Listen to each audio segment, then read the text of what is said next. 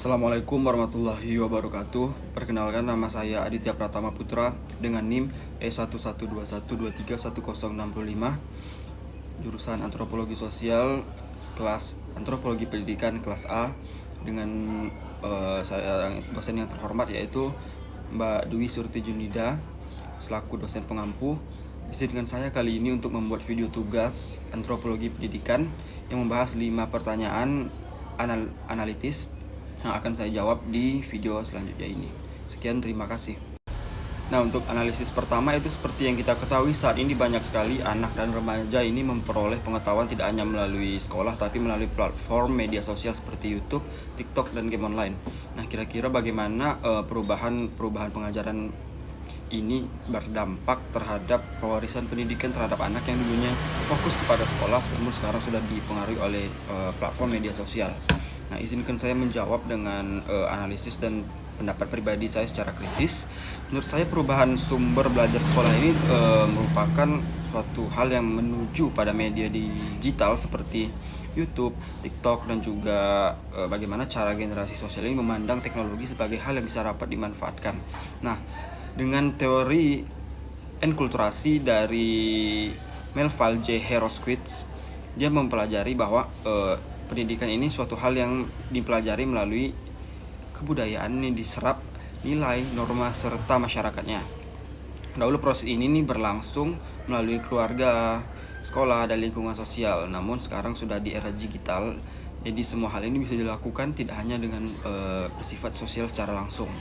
Perubahan ini tentunya memiliki dampak positif karena memudahkan akses terhadap pendapatan pendidikan, penyerapan pendidikan secara mudah, kemudian juga luasnya informasi yang didapatkan. Nah, namun banyak juga dampak negatif yang dibuat, di mana beberapa anak cenderung lebih suka belajar secara digital, sehingga membuat mereka tidak peduli lagi akan lingkungan sosial mereka. Nah, oleh karena itu saya berpendapat bahwa keluarga dan sekolah tetap harus menyeimbangkan dan berperan aktif dalam pendidikan anak-anak supaya anak-anak tetap mendapatkan pendidikan secara keluarga, sosial, namun juga bisa mendapatkan pendidikan di lingkungan mereka yang baru seperti di dunia digital dengan platform media sosial yang lengkap, sehingga pendampingan yang tepat membuat teknologi dapat digunakan lebih baik. Baik, untuk soal ataupun pertanyaan kedua yaitu mengenai di beberapa daerah di Indonesia masih ditemukan kesenjangan pendidikan antara wilayah perkotaan dan perdesaan, termasuk perbedaan akses terhadap teknologi, guru, beserta fasilitas pendidikan. Nah, bagaimana faktor budaya dan lingkungan sosial mempengaruhi hal ini? Izinkan saya menjawab dengan pendapat saya yang sudah saya analisis secara kritis.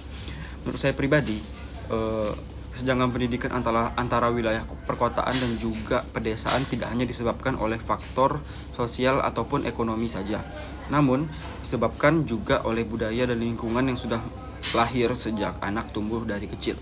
Jika dianalisis menggunakan teori ketimpangan sosial dari Pierre Bourdieu, kesempatan memperoleh pendidikan itu dipengaruhi oleh kepemilikan ekonomi, modal sosial, dan juga ekonomi serta modal dan budaya. Masyarakat perkotaan umumnya memiliki akses yang lebih besar dibandingkan masyarakat perdesaan. Hal ini disebabkan oleh fasilitas yang mereka miliki. Namun juga hal ini contoh nyatanya dapat kita lihat di beberapa wilayah terpencil di Indonesia, di mana beberapa tempat pendidikan di pedesaan memiliki jarak tempuh yang jauh, pendidikan dan juga fasilitasnya masih berbeda. Beda dengan perkotaan yang dimana setiap tempat dari radius 500 sampai 1 km sendiri sudah memiliki sekolah negeri maupun swasta yang banyak, sehingga membuat masyarakat perkotaan lebih memiliki fasilitas yang lebih baik. Oleh karena itu, pemerataan pendidikan menurut saya harus dilakukan supaya hal ini menjadi pembangunan yang merata dan semua masyarakat mendapatkan kesempatan yang sama untuk menempuh pendidikan. Baik, untuk pertanyaan yang ketiga yaitu dalam kehidupan sehari-hari sering sekali ditemukan perbedaan nilai yang diajarkan di rumah dengan di sekolah ataupun media digital. Kemudian bagaimana ketiga hal ini yang menurut saya yang paling relevan untuk diajarkan di era sekarang? Izinkan saya menjawab dengan analisis yang sudah saya lakukan. Menurut saya, media digital merupakan menjadi lembaga yang paling dominan dalam membentuk karakter anak dibandingkan keluarga dan sekolah untuk zaman sekarang. Karena perkembangan media digital yang sudah sangat pesat, Hal ini dapat dijelaskan melalui teori sosialisasi dari George Herbert Mead, di mana dia menyatakan bahwa individu membentuk identitas dan perilakunya melalui interaksi sosial dengan lingkungan sekitarnya. Pada era digital, interaksi tersebut tidak hanya terjalin melalui pertemuan secara langsung atau melalui tindakan sosial, namun bisa dijadikan melalui tindakan digital, di mana berkomunikasi melalui chattingan ataupun dan lain-lain. Hal ini merupakan salah satu bentuk contoh era digital yang mengubah penyebaran pendidikan. Ketika anak menemukan perbedaan antara nilai rumah, sekolah, dan media digital, mereka cenderung menseleksi terhadap hal yang menurut mereka paling menarik. Dan menurut saya, media digital menjadi salah satu media yang paling menarik bagi anak-anak di era sekarang untuk bagi mereka mencari informasi dan mempelajari setiap hal. Menurut saya, kondisi ini menunjukkan bahwa media digital telah menjadi agen sosialisasi yang sangat kuat sehingga keluarga dan sekolah menjadi tidak relevan di zaman sekarang. Baik, kali ini kita masuk ke pertanyaan keempat. Izinkan saya untuk menjawab pertanyaan keempat, yaitu dengan pertanyaan, di era sekarang banyak sekali orang tua yang bekerja dan sibuk sehingga pola pengasuhan anak sepenuhnya diserahkan kepada lembaga sekolah, lembaga sosial, dan juga gawai. Kira-kira bagaimana hal ini dapat mempengaruhi pendidikan pola pengasuhan anak? Kali ini saya menggunakan teori pengasuhan untuk menganalisisnya. Menurut saya sendiri, perubahan pengolahan pengasuhan akibat kesibukan orang tua ini dapat mempengaruhi proses pendidikan anak sedari dini, karena keluarga sendiri adalah lembaga pendidikan pertama bagi anak dalam membentuk karakter, moral, dan juga budayanya. Jika anak tidak mendapatkan pola pengasuhan yang baik dari orang tuanya, maka hal ini dapat mempengaruhi anak. Jika anak hanya sepenuhnya mendapatkan pola pengasuhan di lingkungan sekolah, maka ia akan cenderung mengambil dan menyerap pola pengasuhan dari sekolahnya dan teman-teman sebayanya, sehingga moral dan juga budayanya sepenuhnya didapatkan dari lingkungan sekolahnya, dari teman-temannya, bukan dari lingkungan orang tuanya. Contoh nyatanya dapat kita lihat pada anak zaman sekarang, di mana mereka ini lebih mengetahui tren budaya-budaya tertentu dari media sosial dan juga lingkungan teman-temannya dibandingkan dari hal-hal yang diwariskan ke keluarganya. Hal ini menunjukkan bahwa keluarga ini tetap memiliki peran nomor satu dibandingkan lembaga-lembaga lainnya dalam mengajarkan pola pengasuhan kepada anak, supaya proses pembelajaran anak ini tetap dapat diwariskan dengan baik untuk pola pengasuhan anak.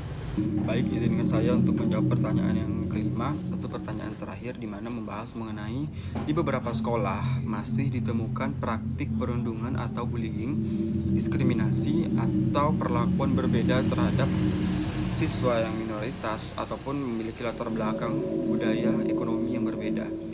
Nah, kali ini saya akan menganalisis bagaimana tindakan ini menggunakan perspektif multikulturalism, di mana menurut saya sekolah seharusnya menjadi ruang yang aman bagi semua siswa untuk menempuh pendidikan tanpa memandang latar belakang, budaya, serta ekonomi mereka.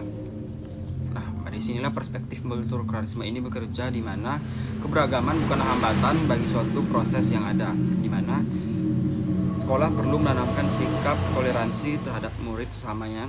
Kemudian teori ini, yaitu pendidikan multikultural, juga menjelaskan bahwa pendidikan harus menciptakan kesetaraan, mengurangi tindakan rasisme dan juga prasangka yang buruk terhadap siswa lain, dan serta harus menghargai keberagaman budaya yang ada.